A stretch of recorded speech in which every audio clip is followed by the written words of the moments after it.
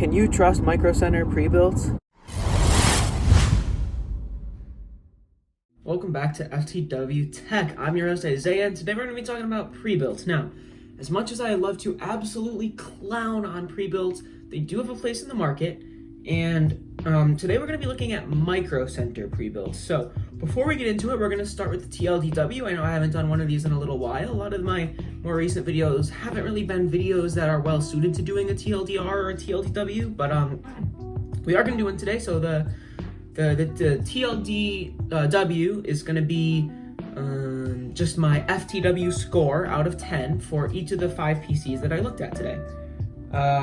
So the PowerSpec G438 got an FTW score of 8 out of 10. The G468 got 8 out of 10. The G229, 4 out of 10. G165, 3 out of 10. And B246, 2 out of 10. You might expect a lot from Micro Center's PowerSpec PCs. After all, they're produced by the ubiquitous PC hardware retailer that also serves as a popular hangout location for tech enthusiasts. Seriously, they have everything you'll ever need. Anyway, today I'll be looking at a bunch of Micro Center PowerSpec systems and judging them based on value, build quality, and parts choices. They also offer a service in which you can choose parts and have a technician build the system for you. But today, I'm only going over their PowerSpec desktop offerings. I will be giving each PC an FTW score from 1 to 10. As Brian from Bad Seed Tech would say, let's go! I did that wrong. That was bad. So, first up is the most popular option from Micro Center's website, the G438. This PC, currently on sale for $2,000, down from $2,200. Features a 10700K, a 3070, 32 gigs of DDR4 3200, a Z490 board, and a 1 terabyte NVMe SSD. The power supply is not specified, which is concerning. It's a little concerning, but I guess it's probably not a fire hazard PSU, as I would tend to trust Micro Center, to be honest. It's a 750 watt unit, however, it does say that. Every single PowerSpec system comes with the exact same black Li ATX 205 case, which doesn't have much airflow. Impressively, this system features 2 RGB front fans and 2 radiator-mounted non-RGB top fans, as you can see here. Here are the front fans, here are the top fans. And yes, that's right, I did say radiator. So the system has a Cooler Master 240mm radiator. So CPU cooling is not an issue. However, it seems to be the original ML240L non-RGB, or the ML240 or something, which did have a few leaking issues. Be sure to look out for that. I'd be more worried about GPU cooling though, due to the choked off case. Overall, the G438 is not a dreadful value. Most of all, it is balanced, I would say. Give it an FTW score of 8 out of 10.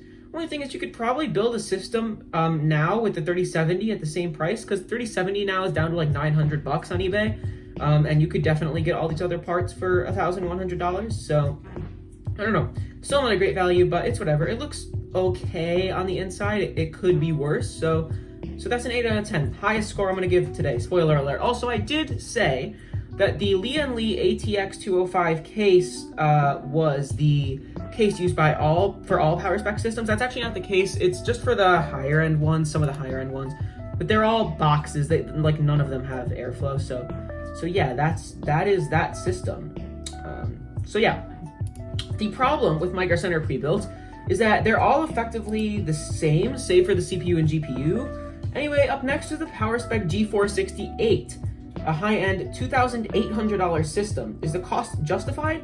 No, but at this price, you can't really expect a good value, to be honest. Same case, same AIO, same fans, but in this case, you get a 10900KF and a 3080. The motherboard and GPU in the picture are ASUS TUF models, as you can see here. Although you may get different models depending on, what they have.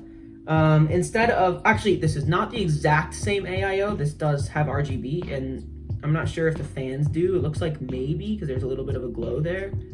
But, so this could be like the RGB version, but yeah. So yeah, you may get different models depending on what they have available. The motherboard and the GPU in the picture are ASUS, I already said that. Instead of 32 gigs of 3200 speed, you get 32 gigs at 3600 speed, which is a slight performance bump. It looks like it's G-Skill, which is reputable.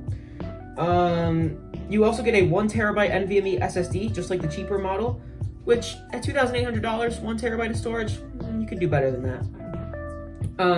So for $600 more than the G438, you're getting a slightly better CPU, a moderately better GPU, and moderately faster RAM. That's not terrible. So the G468 will receive the same FTW score of 8 out of 10. I do wish these PCs had a back exhaust fan, but the two top radiator fans are exhaust, so it should be fine. And it's still positive pressure because the radiator is blocking some of this airflow, whereas in the front, not as much. But of course, you know, the front is choked off, but so is the top. I'm not gonna get too deep here. Anyways, so we're gonna move on to the next system. Getting into the mid-range / budget territory, we have the PowerSpec G229 for $1,200. This PC includes a respectable 10400F and a 1660 Super, but that's where the fun ends. Aside from a measly 16 gigs of 2666 RAM, you also get just a 500 gig SSD and a different chassis. This is the Li MATX 170M with a weird internal layout. The PSU is on top, as you can see here, which is very, very strange. I have seen some pre-builts like that, but I definitely don't like it, and I'm never going to get used to it. Speaking of the PSU, it's pictured as a Cooler Master MWE White 650, which has a weak 80+ rating, but probably won't blow up at the very least, which is the bare minimum, not blowing up. You can definitely do better at this price though. The Intel stock cooler is also pictured, as is an ASRock, so you can see there the Intel stock cooler, or some version like it. It doesn't look like it's exactly the Intel stock cooler, but it's definitely very similar. As is an ASRock B560 motherboard with no heatsink and a reference spec. Looks to be reference spec. I don't know, it could be Ventus, but it looks to be reference spec, although Ventus is basically reference spec. It looks to be a reference spec MSI graphics card for the 1660 Super. Yeah. There are two front intake fans here, and there's no exhaust. And I'm frankly not impressed at $1,200. That's a really bad motherboard, not a great power supply, terrible cooler. Yeah, I'm not really impressed. That could be like an SN550 from WD down there, which is a decent SSD. Looks like the RAM doesn't have heat sinks, or heat spreaders, I should say. Yeah, I'm just really not impressed. I'm really not impressed. And none of these have glass side panels, which is pretty annoying, if I'm being honest. Wait, am I wrong about that? Do they have tempered glass? Or is this just side panel off? Wait a sec, let me look. Does it have a side panel? Does it have a side panel? Let's open a new tab and let's look at like PowerSpec PC review, because those have pictures of them like on a desk.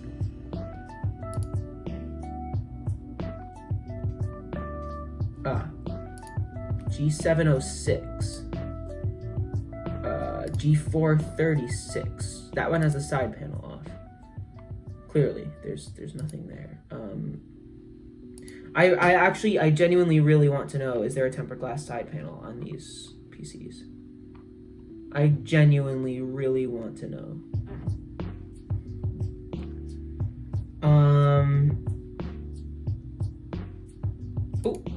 Oh, wait, again, that's the G706.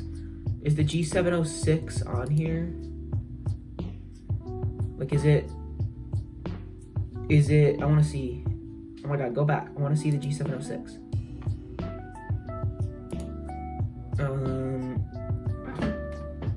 Let's see, G706, G706, G706, G706. G707?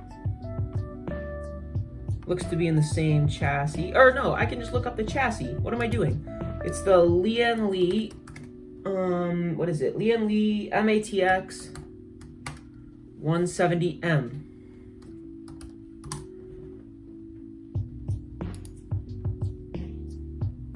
Ah, okay. Does have a tempered glass side panel. I'm happy to see that. Anyways, there's not much to show, to be quite honest, but it's whatever.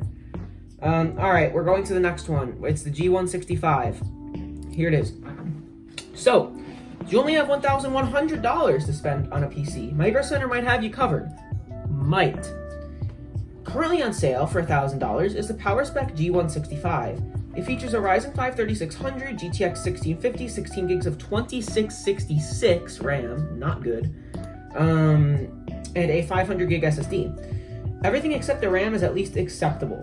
The AMD Wraith Stealth is pictured along with a graphics card with no backplate and a bad-looking MATX ASRock B450 board. The same Lee chassis is used as the G229. So the MATX one with the PSU on top. Actually, I'm not sure if it's exactly the same. Let me just make sure here, because it does look like there's a PSU shroud on this one. I want to see what the chassis. Oh no, it is the same. Okay, I don't know. They're maybe on the other one the shroud just wasn't in use, or maybe this is a PSU here, not a shroud. It's just there's no sticker. Anyways,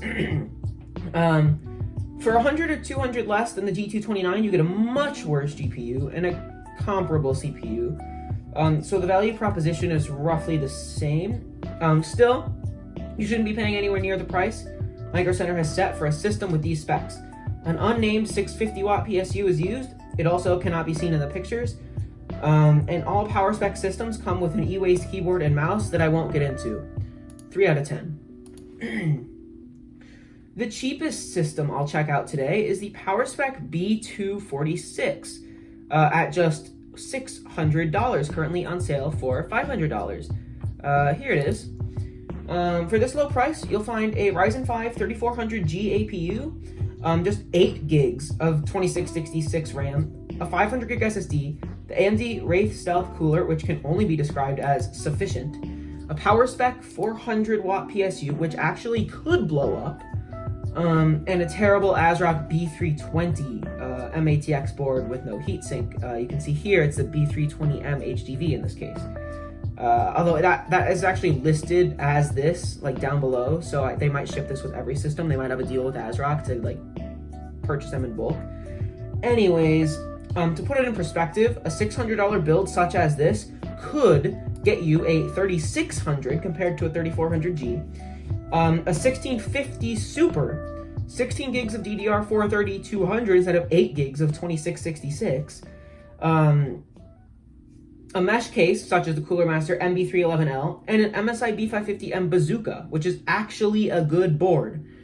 The B246 also has the same choked off MATX case as the G229 and G165. The pictures are too dark to see if there are any intake fans, as you can see here. I would really hope so. But there are certainly no top or back exhaust fans in this system. Given the insane compromises taken, I'll give the B246 the lowest score of all the Micro Center systems. FTW score, 2 out of 10.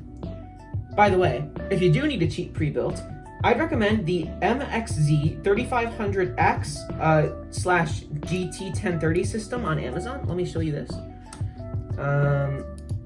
What is it called again? MXZ 3500X GT1030.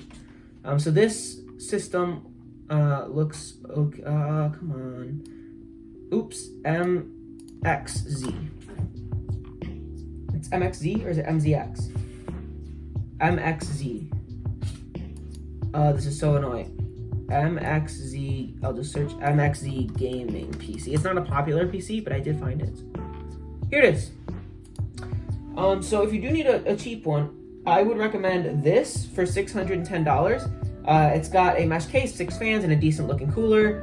An alternative from a slightly, and I'm using the word slightly more trusted brand. I'm using trusted very liberally. I'm using it a lot here. But HP, slightly more trusted brand, is the HP Pavilion. Let's find it. It's the TG01-1022. Here it is. It's got a 10100 and a 1650 Super. Even this is not a great option, as the case has 0 airflow and there's only 8 gigs of RAM.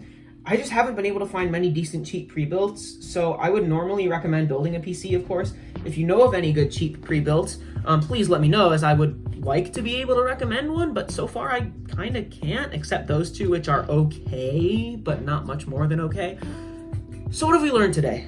Either build a PC, get a pre-built with good quality components, such as from a company such as Skytech, or get a high quality PC from a boutique builder such as Main Gear, Digital Storm, or Origin. The higher end PowerSpec systems are decent, but even they have their drawbacks, and the cheap ones sacrifice the quality of their PSUs and motherboards in an unacceptable manner. Surprisingly, the fine purveyor of PC hardware fails to impress me with their PCs. If you can get a GPU at a reasonable price, you should build a PC. If you get the right parts, especially a large case, it can be really easy and intuitive to build a PC. I can tell you that I made this mistake. I got the Montech AirX ARGB. If I had gotten, for example, Corsair 5000D Airflow, I would have had a much easier time. And I recommend, if you are doing your first build and you don't want to do custom liquid cooling and you're just going for the easiest build possible, I honestly would go with like the herd mentality build. I would get some of the most popular stuff. Certainly not the NZXT H510, but you know, 5000D Airflow, it's a great case. I'm off on a tangent. This video is not about that. It's about Micro Center pre-builds. And I've shown you some alternatives if you don't want Micro Center pre-builds, which I don't think you should want them. So that'll be it for the video. I really hope you guys enjoyed. This was a follow-up, of course, to my looking at Amazon pre-builds video. So yeah, let me know what to do next. I could do Newegg pre-builds. I could do Best Buy pre-builds. You know, we'll see. But see you guys.